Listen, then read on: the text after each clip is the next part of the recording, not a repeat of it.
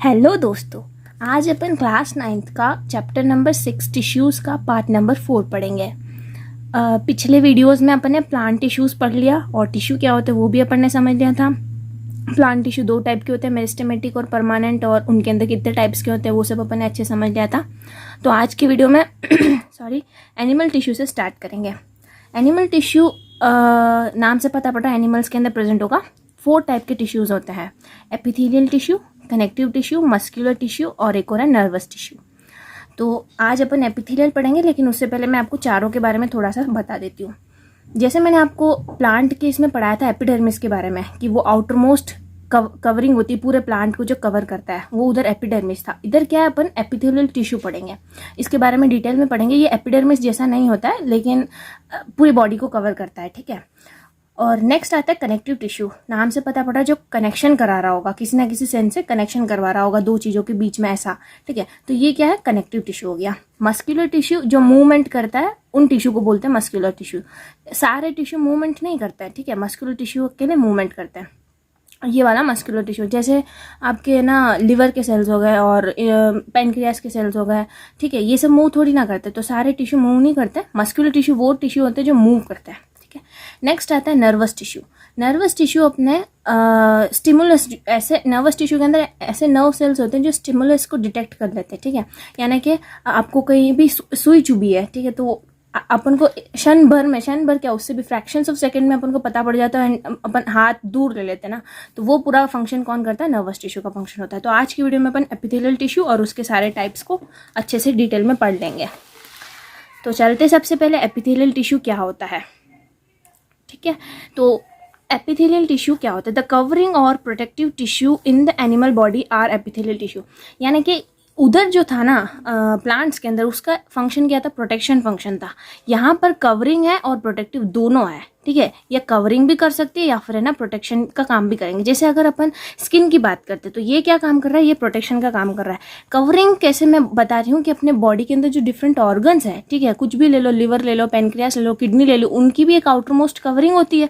वो वाली जो कवरिंग होती है वो एनिमल्स के अंदर कौन करती है, एपिथेलियल टिश्यू करती है, ठीक है। नेक्स्ट आता है अपने पास में epithelial cells cover most organs and cavities with in the body. ये देखो, ऑर्गन्स वाला तो मैंने समझा दिया आपको, मैं आपको कैविटीज समझाती हूँ क्या होता है। तो कैविटीज मतलब अपने बॉडी के अंदर, कैविटीज मतलब एक खाली स्पेस, ठीक है, वही अपने कैविटीज होते हैं। जैसे अपने बॉडी के अंदर है ना, आप आगे पढ़ोगे एब्डोमिनल कैविटी होती है। एब्डोमिनल कैविटी कैसी स्पेस है जिसके अंदर पूरा अपना stomach, large intestine, small intestine, ये सब आ जाता है। तो वो कैविटी की जो लाइनिंग, वो जो खाली स्पेस की जो लाइनिंग है, यानी कि लाइनिंग मतलब बाउंड्री समझो, वो जो बाउंड्री है वो कौन कर रहा है, एपिथेलियल टिश्यू करता है। It also forms a barrier to keep different body system separate. इसका क्या मतलब हुआ कि अपने बॉडी के अंदर बहुत सारे डिफरेंट सिस्टम है। जैसे डाइजेस्टिव सिस्टम अलग है, ठीक है, रेस्पिरेटरी सिस्टम अलग है, और एक्सक्रीटरी सिस्टम अपने अलग है, जिसके अंदर अपने वेस्ट को, ब्लड में से वेस्ट को अलग किया जाता है। तो सब सिस्टम अलग अलग है। तो सारे सिस्टम को, एक सिस्टम को दूसरे सिस्टम से अलग कौन करके बैठा है, एपिथेलियल टिश्यू, ठीक है ना। नेक्स्ट आता है, इसके एग्जाम्पल है कहाँ पे प्रेजेंट है, स्किन के अंदर, ये अपनी पूरी स्किन, ठीक है। लाइनिंग ऑफ माउथ, यानी माउथ के अंदर, ठीक है, माउथ के अंदर जो आउटर मोस्ट लेयर है, जो अंदर, जैसे चीक का इनसाइड वाला पार्ट, ठीक है, चीक का इनसाइड वाला पार्ट, वो सब अपने किसके अंदर आएगा, लाइनिंग ऑफ माउथ के अंदर आएगा। लाइनिंग ऑफ ब्लड वेसल्स, जैसे अपने दो अपने होते हैं ब्लड वेसल्स। एक होता है जो अच्छा ब्लड, मतलब ऑक्सीजनेटेड ब्लड को लेके जाता है, वो आर्टरी होता है, और एक जो है डीऑक्सीजनेटेड ब्लड, जिसके अंदर कार्बन डाइऑक्साइड होता है, उसको लेके जाता है। दोनों टाइप के जो अपने पास में ब्लड वेसल्स होता है उनको आउटर मोस्ट कवरिंग, ठीक है, मतलब वो नली जैसे होती है ब्लड वेसल्स, उसकी आउटर मोस्ट कवरिंग जो है वो कौन करता है, एपिथेलियल टिश्यू करता है। And lung alveoli, lung alveoli आप 10th में पढ़ोगे। इसमें लंग के अंदर एक बैग लाइक स्ट्रक्चर होता है, ठीक है, बलून लाइक स्ट्रक्चर अपन बोल सकते हैं, बलून लाइक स्ट्रक्चर होता है, और उसी को अपन एल्वियोलाई बोलते हैं। तो उसकी जो आउटर मोस्ट कवरिंग है वो भी कौन कर रहा है, एपिथेलियल टिश्यू कर रहा है। तो ये सब इसके एग्जाम्पल्स है कि कहाँ पर अपने बॉडी के अंदर एपिथेलियल टिश्यू प्रेजेंट होता है। कॉमनली देखें तो प्रोटेक्टिव फंक्शन करता है, और टिश्यूज को प्रोटेक्शन देता है, और कवरिंग करता है, ठीक है, कवरिंग भी करता है। नेक्स्ट आता है एपिथेलियल टिश्यू का स्ट्रक्चर कैसा होता है। Epithelial cells are tightly packed and form a continuous sheet. अब जैसे किसी भी चीज़ को आप मान लो कवर कर रहे हो, तो आप उसमें छेद रख रख के थोड़ी ना कवर करोगे, फिर कवर करने का मतलब क्या हुआ कि उसको पूरी तरह से अपन बंद कर रहे हैं ना। तो आर टाइटली पैक्ड, जिस तरह से अपने एपिडर्मिस में पढ़ा था कि ये कैसे होते हैं, ये भी कैसे होते हैं, टाइटली पैक्ड होते हैं और इनके बीच में भी कोई इंटरसेलुलर स्पेसेस नहीं होता है। नो इंटरसेलुलर स्पेसेस प्रेजेंट, इसके अंदर कोई भी इंटरसेलुलर स्पेसेस नहीं होते हैं, बिकॉज इनका क्या काम है, कवर करना या फिर प्रोटेक्शन करना। दोनों केस में अपन को कंटिन्यूस होना चाहिए, बीच में कोई छेद नहीं होना चाहिए, ठीक है। नेक्स्ट आता है epithelial layer is permeable layer, यानी कि अपने जैसे पढ़ा था ना 5th चैप्टर में कि ना सेल मेम्ब्रेन जो होता है वो कैसा होता है, सेमी परमिएबल होता है, ठीक है। सेमी परमिएबल मतलब मटेरियल्स को आने जाने देता है, एकदम ऐसा दीवार जैसा नहीं जिसमें से कुछ भी आ जा नहीं सकता, ऐसा नहीं होता है। एपिथेलियल लेयर कैसा है, परमिएबल लेयर होता है। तो परमिएबल लेयर होने के बाद ये क्या करता है, regulates exchange of material between different parts of the body, यानी कि अपने different parts of the body के बीच में एक्सचेंज जो मटीरियल होता है, ठीक है। जैसे मैं आपको एक एग्जाम्पल यहाँ पे बताना चाहूंगी लंग्स के बारे में। लंग्स के अंदर अपन ऑक्सीजन को इनहेल करते हैं, ठीक है। तो वो एल्वियोलाई जो मैंने आपको यहाँ पर समझाया था ना, बलून लाइक स्ट्रक्चर लंग के अंदर प्रेजेंट होता है, वहां पर ऑक्सीजन प्रेजेंट होता है और अपने ब्लड वेसल के अंदर क्या भरा हुआ है, पूरा कार्बन डाइऑक्साइड, जो अपने सेल ने रिस्पायर करा, अपने बॉडी के सेल ने रिस्पायर करा, तो वो कार्बन डाइऑक्साइड यहाँ पे आता है। तो एल्वियोलाई की जो लेयर है और ब्लड की जो लेयर है, ये दोनों किससे बने, एपिथेलियल टिश्यू से बने, लेकिन इन दोनों के बीच में क्या हो रहा है, डिफ्यूजन होता है। ऑक्सीजन यहाँ पर ज्यादा है तो वो ब्लड वेसल के अंदर आ जाएगा, ब्लड वेसल के अंदर कार्बन डाइऑक्साइड ज्यादा है तो वो एल्वियोलाई के अंदर चला जाएगा, फिर यहाँ से वो अपन वापस एक सांस में जो अपन बाहर छोड़ देते हैं उतने में ये सब होता है, ठीक है ना। तो परमिएबल होने के कारण ये मटेरियल का एक्सचेंज करने को रेगुलेट करता है different parts of the body, जैसे एक ब्लड वेसल अपना एक पार्ट हो गया और एक और एल्वियोलाई पार्ट हो गया, उस तरह से रेगुलेट करता है। नेक्स्ट आता है अपने पास में कि ये क्या क्या फंक्शन परफॉर्म करता है, ठीक है। बहुत सारे अपने एपिथेलियल टिश्यू है और सारे एपिथेलियल टिश्यू अलग अलग फंक्शन परफॉर्म करते हैं, तो उनके फंक्शन के अकॉर्डिंग उनका स्ट्रक्चर है। ये अपन ने पहले ही पढ़ लिया इसको कि है ना, हर एक अपना जो सेल होता है वो जो फंक्शन परफॉर्म कर रहा है उसके अकॉर्डिंग उसका शेप और स्ट्रक्चर होता है। ये अपन ने पहले ही समझा था, nervous tissue, blood cells, ovum, sperm, ये सब मैंने आपको बताया था। तो वही यहाँ पर है कि एपिथेलियल सेल्स का जो फंक्शन होता है वो उस फंक्शन के बेसिस पर उनका स्ट्रक्चर होता है, डिफरेंट स्ट्रक्चर्स होते हैं उनके पास में। नेक्स्ट होता है regardless of all types of epithelium is usually separated from the underlying tissue bye extra cellular fibrous basement membrane, यानी कि इसका क्या मतलब है कि अपना एपिथेलियल टिश्यू है उसके नीचे भी बाकी टिश्यूज तो है ना, वो अब कोई सा भी एपिथेलियल टिश्यू हो सकता है, ठीक है ना। स्क्वामस हो सकता है, क्यूबॉइडल, कॉलमनर, सिलेटेड, ग्लैंडुलर, कुछ भी हो सकता है। इसके अंदर कोई सा भी जो एपिथेलियल टिश्यू है उसके नीचे जो टिश्यू है उसके नीचे दूसरा टिश्यू होगा ना। एपिथेलियल तो आउटरमोस्ट कवरिंग या प्रोटेक्शन का काम करने वाला है, लेयर है, तो उसके नीचे जो अंडरलाइंग उसके नीचे जो टिश्यू है उन दोनों के बीच में जो सेपरेट कर रहा है वो कौन है, एक फाइब्रस बेसमेंट मेम्ब्रेन होता है। ये आपको आगे सारे डायग्राम्स में मैं बताऊंगी। फाइब्रस बेसमेंट मेम्ब्रेन होता है जो इन दोनों को सेपरेट करता है, ठीक है। मतलब एपिथेलियल टिश्यू के नीचे जो टिश्यू है उन दोनों के बीच में ये प्रेजेंट होता है जो उन दोनों को सेपरेट करता है, ठीक है। और ये कैसा होता है, एक्स्ट्रा सेलुलर होता है, यानी सेल के अंदर नहीं है, सेल के बाहर है। फाइब्रस बेसमेंट मेम्ब्रेन होता है। फाइब्रस मैंने कि फाइबर्स जैसे ऐसे पतले पतले से ऐसा नहीं होता, वैसा फाइब्रस बेसमेंट मेम्ब्रेन होता है। नेक्स्ट आता है फर्स्ट अपना epithelial tissue, squamous epithelium. Squamous epithelial cells are extremely thin and flat and form delicate lining. Delicate lining का मतलब एकदम नाजुक सी बाउंड्री बनाता है, मतलब लेयर बनाता है ना, मतलब बहुत इजीली ब्रेक हो सकता है, इस टाइप का। Squamous epithelial cells are thin and flat, ये आपको रीजन आपका फंक्शन से समझ में आएगा। अपन ने पहले पढ़ा ना अभी कि फंक्शन के बेसिस पे उनका स्ट्रक्चर होता है, तो आगे देखते हैं ऐसा क्यों होता है, थिन और फ्लैट क्यों होता है, ये बात आप याद रखना। स्क्वामस एपिथेलियम थिन और फ्लैट होते हैं और बहुत डेलिकेट लाइनिंग बनाते हैं, ठीक है। तो ये कहाँ पर प्रेजेंट है, सेल्स लाइनिंग ब्लड वेसल्स और लंग एल्वियोलाई, जो मैंने आपको पहले बताया, जहाँ पर परमेबिलिटी चाहिए अपन को, मतलब मटेरियल्स को जहाँ एक्सचेंज करना, वहां पर आप इतना मोटा प्रोटेक्टिव टिश्यू रखोगे तो कैसे एक दूसरे से मटेरियल एक्सचेंज होगा, नहीं हो सकता है ना। थोड़ा सा आप ऐसे दिमाग लगा के पढ़ोगे तो याद रखने में आसानी रहेगी, बिकॉज अपन को मटेरियल्स को एक्सचेंज करना है। जहाँ पर परमेबिलिटी की जरूरत है वहां पर इतना मोटा नहीं रख सकते ना, अपन को पतला से पतला रखना है ताकि आराम से मटेरियल्स एक जगह से दूसरी जगह एक्सचेंज हो जाए। तो ब्लड वेसल्स के अंदर भी एक्सचेंज होता है, ब्लड वेसल्स के अंदर एल्वियोलाई, ब्लड वेसल्स और एल्वियोलाई के बीच में भी एक्सचेंज होता है, प्लस सेल और ब्लड वेसल्स के बीच में भी एक्सचेंज होता है, और उसी तरह से लंग एल्वियोलाई के अंदर भी होता है, ठीक है। जहां पर सब्सटेंसेस का ट्रांसपोर्टेशन होना जरूरी है, मतलब एक्सचेंज ऑफ मटेरियल होना जरूरी है थ्रू सेलेक्टिवली परमिएबल सरफेस। इसीलिए ये कैसे होते हैं, थिन और फ्लैट होते हैं, एकदम पतले और एकदम चपटे टाइप के होते हैं। और किधर किधर प्रेजेंट होता है squamous epithelium, the oesophagus and lining of mouth is covered by squamous epithelium, यानी कि ईसोफेगस अपनी जो खाने की नली होती है ना वो वाली ईसोफेगस, फूड पाइप भी बोल सकते हैं उसको।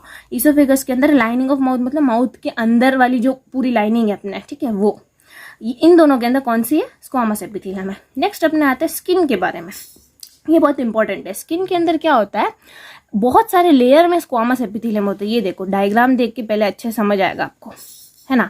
ये क्या है अपने पास में, एक के नीचे स्क्वामस एपिथेलियम है, ये इतना लेयर में लगे हुए। यहाँ पर देखो एक अगर लेयर की बात करोगे ना वो थिन एंड फ्लैट ही होगा, लेकिन यहाँ पर एक के नीचे बहुत सारे स्क्वामस एपिथेलियम अरेंज्ड है, अरेंज होकर इतना मोटा प्रोटेक्शन का काम कर रहे हैं, इसीलिए इतना मोटा करके ले आए ये। इसको अपन क्या बोलते हैं, जब एक के नीचे एक लेयर में स्क्वामस एपिथेलियम जब अरेंज होता है तो उसको अपन बोलते हैं स्ट्रैटिफाइड स्क्वामस एपिथेलियम। तो स्किन के अंदर अगर आपसे क्वेश्चन पूछ ले कि स्किन के अंदर कौन सा एपिथेलियम प्रेजेंट होता है, तो आंसर क्या होना चाहिए, stratified squamous epithelium. Because skin का क्या काम है, प्रोटेक्शन का काम है, इसको किसी को कवर करना काम नहीं है, इसका काम है प्रोटेक्शन का काम है, ठीक है। इसको कोई एक्सचेंज करने की भी जरूरत नहीं है।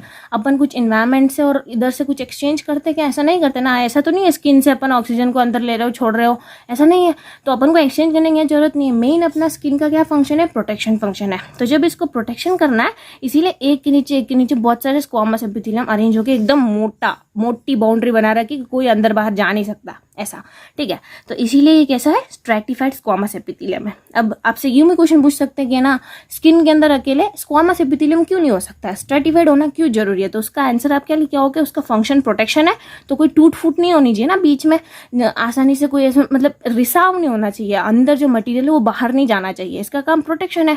तो यहाँ से कुछ भी बाहर नहीं जाना चाहिए, इसीलिए इसके अंदर कौन सा है, स्ट्रैटिफाइड स्क्वामस एपिथेलियम प्रेजेंट होता है। ये सिंपल स्क्वामस एपिथेलियम है और ये स्ट्रैटिफाइड स्क्वामस एपिथेलियम है। अब मैं आपको इसके अंदर बेसमेंट मेम्ब्रेन बताती हूँ। ये जो मैंने ब्लू कलर के अंदर लंबा लंबा लाइन खींच के बता रखी ना, ये अपना क्या है, बेसमेंट मेम्ब्रेन है। ये क्या है, बेसमेंट मेम्ब्रेन, ठीक है। ये मेरा थिन एंड फ्लैट आपको स्क्वामस एपिथेलियम दिख रहा है, उसके जस्ट नीचे अपना क्या है, बेसमेंट मेम्ब्रेन है। यहाँ पर अच्छे से देखना, ये बेसमेंट मेम्ब्रेन जो ब्लू कलर का जा रहा है, उसके नीचे क्या है, ये कनेक्टिव टिश्यू है। ये क्या है, कनेक्टिव टिश्यू। अब दूसरा टिश्यू आ गया, ये देखो, ये कनेक्टिव टिश्यू और ये स्ट्रैटिफाइड स्क्वामस एपिथेलियम, इन दोनों के बीच में क्या है, बेसमेंट मेम्ब्रेन है जो इन दोनों को सेपरेट कर रहा है, कनेक्टिव टिश्यू है ये। तो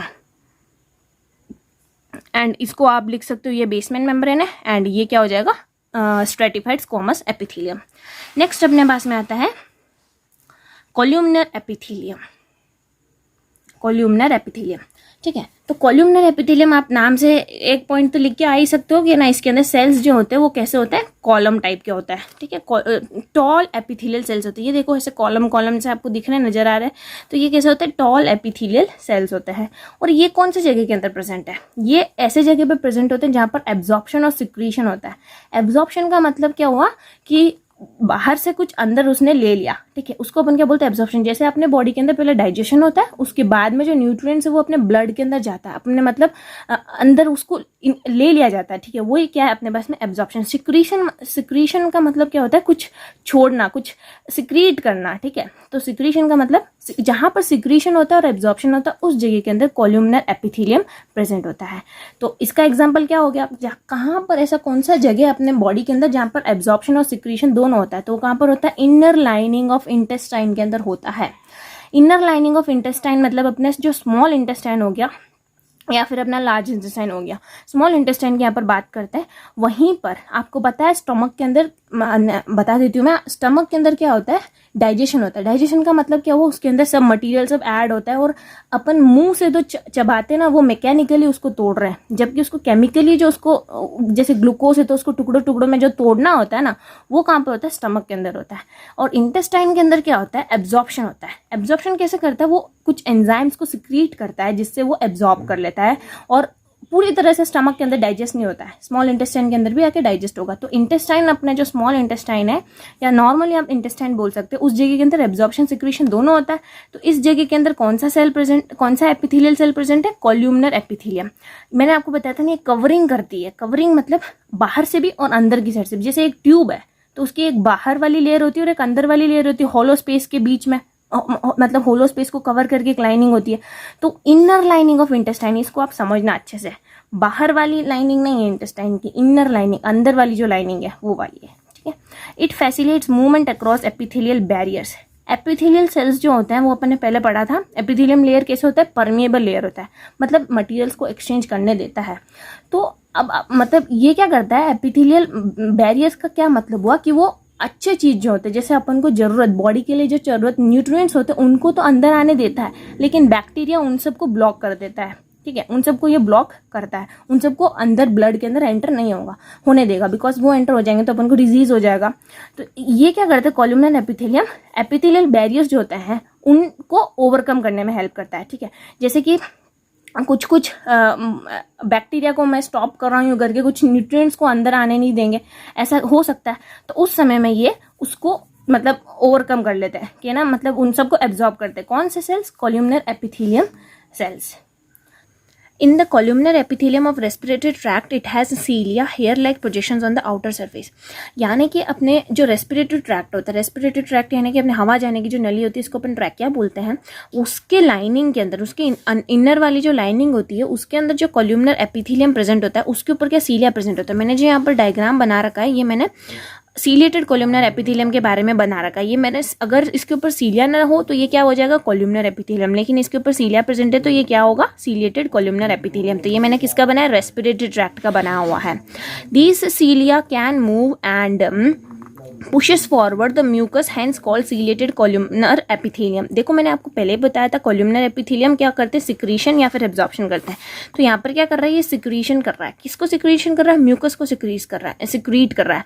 म्यूकस क्या होता है, एक जली जैसा सब्सटेंट होता है, उस म्यूकस को सिक्रीट कर रहा है बिकॉज ये columnar epithelium है। और ये सीलिएटेड columnar epithelium होने के कारण सीलिया हेयर लाइक पोजीशन, जैसे अपने है ना स्किन के ऊपर छोटे छोटे से हेयर्स होते हैं ना, उसी तरह से होता है सीलिया भी। तो हेयर लाइक पोजीशन, ये सारे जब हेयर क्या कर सकते हैं, मूव कर सकते हैं। ये सारे हेयर जब एक डायरेक्शन में मूव करते हैं तो उसके ऊपर जो म्यूकस प्रेजेंट है उसको भी आगे की तरफ पुश कर दिया जाता है। तो वो म्यूकस करता क्या, वो म्यूकस अपने हवा के साथ में जो भी अंदर माइक्रोब्स और जो बैक्टीरिया वगैरह, डस्ट वगैरह जो भी अंदर एंटर कर जाता है उन सबको ट्रैप कर देता है। इसीलिए इसको क्या बोलते हैं, सीलिएटेड कॉलमनर एपिथेलियम। ऐसा कॉलमनर एपिथेलियम जिसके ऊपर सीलिया प्रेजेंट है। और अगर क्वेश्चन पूछे कहाँ पर प्रेजेंट होता है, तो रेस्पिरेटरी ट्रैक्ट के इनर आउटर सरफेस के अंदर प्रेजेंट होता है। आउटर सरफेस ये किसका है, सेल का आउटर सरफेस, सेल के अंदर साइड नहीं, सेल के बाहर साइड में सीलिया प्रेजेंट होता है। क्यूबॉइडल एपिथेलियम, कॉलमनर के अंदर अपन ने पढ़ा कि उसके अंदर कॉलम जैसे सेल्स होते हैं, इसके अंदर क्यूब शेप के सेल्स होते हैं। कॉलमनर क्यूबॉइडल एपिथेलियम के अंदर क्यूब शेप के सेल्स प्रेजेंट होते हैं। और ये कौन से बॉडी के अंदर प्रेजेंट होते हैं, तो present in the lining of kidney tubules, ducts of salivary glands. अब मतलब अपना जो सलाइवरी ग्लैंड होता है ना, जैसे जहाँ से अपने सलाइवा निकलता है, ठीक है ना, सलाइवरी ग्लैंड जो है यहाँ से अपने सलाइवा का सिक्रीशन होता है। तो ये जो सिक्रीशन होता है, अपन एक बात आपको समझनी पड़ेगी कि ग्लैंड्स जो होते हैं दो टाइप के होते हैं, ठीक है। एक होता है एक्सोक्राइन, एक होता है एंडोक्राइन, ठीक है। एंडोक्राइन ऐसे ग्लैंड्स होते हैं जो सीधा ब्लड के अंदर ही अपना सिक्रीशन को छोड़ देते हैं, जबकि एक्सोक्राइन ग्लैंड जो होते हैं वो एक नली टाइप, ठीक है, डक्ट नली टाइप चीज से छोड़ते हैं। तो ये कैसा ग्लैंड है, सलाइवरी ग्लैंड नली है, इसके अंदर डक्ट प्रेजेंट है। डक्ट मतलब जैसे यहाँ पर अपना ग्लैंड है, मान लो ये ग्लैंड है, तो ये एक नली जैसे चीज से आगे अपने ब्लड के अंदर छोड़ेगी, ठीक है। तो ये क्या हो जाएगा, अपना सलाइवरी ग्लैंड्स हो जाएगा। ब्लड के अंदर जरूरी नहीं है, जैसे अपने सलाइवरी ग्लैंड्स वो ब्लड के अंदर थोड़ी छोड़ते हैं, सीधा मुंह के अंदर छोड़ते हैं, जहाँ पे भी हो वो एक नली टाइप चीज से बाहर छोड़ते। तो इस डक्ट के अंदर ये जो नली जैसी चीज है ना, इसके अंदर कौन सा अपना एपिथेलियम प्रेजेंट है, क्यूबॉइडल एपिथेलियम प्रेजेंट है। और किडनी ट्यूबुल्स, किडनी के अंदर आप हायर क्लास में पढ़ोगे कि उसके अंदर बहुत सारे नेफ्रॉन्स होते हैं, वो साफ का काम करते हैं, ठीक है ना। तो वो नेफ्रॉन्स के अंदर एक ट्यूब जैसे ऐसा प्रेजेंट होता है, ठीक है, इस तरह से प्रेजेंट होता है। तो ये ट्यूब किसका बना है, क्यूबॉइडल एपिथेलियम का बना है, मतलब उसकी कवरिंग, ठीक है। नेक्स्ट आता है ये लिखा है ना, present in the lining of kidney tubules, kidney tubules की लाइनिंग और डक्ट्स ऑफ सलाइवरी ग्लैंड्स में भी लाइनिंग में बाहर वाली जो लाइनिंग होती है उसके अंदर क्यूबॉइडल एपिथेलियम प्रेजेंट है।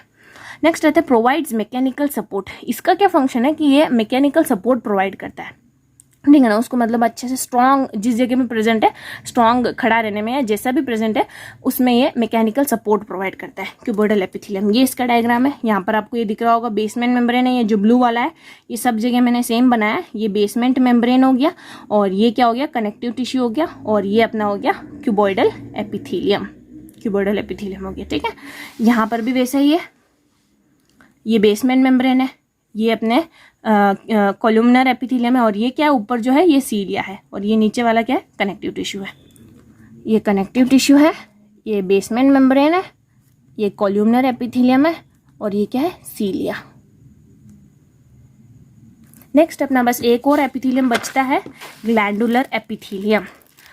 ग्लैंडुलर एपिथेलियम जो होता है, तो इसके अंदर अपन को क्या समझना है कि इसके अंदर कोई सा भी एक एपिथेलियम टिश्यू का एक पोर्शन, ठीक है ना, एक पोर्शन पता नहीं इसको क्या हो जाता है कि ना अंदर की तरफ फोल्ड होना शुरू हो जाता है, अंदर की तरफ ग्रो करके ये बना लेता है ग्लैंडुलर एपिथेलियम। ये जो आपको ऐसा कप शेप का दिख रहा है ना, ये ग्लैंडुलर एपिथेलियम है। ये जो आपको नली जैसे दिख रही है, इसको क्या बोलते हैं, डक्ट बोलते हैं। ये मैंने आपको बताया यहाँ पे, ये वाला जो है ये पूरा ग्लैंडुलर एपिथेलियम नहीं है, ये पूरा ग्लैंडुलर एपिथेलियम नहीं, सिर्फ ये जो टर्न है ये ग्लैंडुलर एपिथेलियम है, ठीक है। तो ये एक मल्टी सेलुलर ग्लैंड के अंदर कन्वर्ट हो जाता है, अंदर की तरफ कोई सा भी एक एपिथेलियम का एक पोर्शन, ये देखो पूरा का पूरा ये एपिथेलियम थोड़ी अंदर की तरफ आया, एक एपिथेलियम का एक छोटा सा पोर्शन, यहाँ पे आप गिन के देखोगे तो 3-4 सेल होंगे, वही अंदर की तरफ फोल्ड हो जाते हैं, इनवर्डली फोल्ड होके एक मल्टीसेलुलर ग्लैंड का फॉर्मेशन कर देते हैं। इसी को अपन बोलते हैं ग्लैंडुलर एपिथेलियम। और आपको यहाँ से मैंने डायग्राम में आपको शायद दिख रहा होगा कि यहाँ पर एक ब्लैक डॉट है जो तो इसका न्यूक्लियस है सेल का, एंड उसके साथ में जो ब्लू जो मैंने डॉट्स बना रखे हैं ये उसका सिक्रीशन है, ये जो सेल सिक्रीट कर रहे हैं और ये डक्ट के जरिए बाहर की तरफ इधर आ गया है, ठीक है ना। सो बस आज के लिए इतना ही। नेक्स्ट की वीडियो में अपन कनेक्टिव टिश्यू पढ़ेंगे, एंड थैंक यू।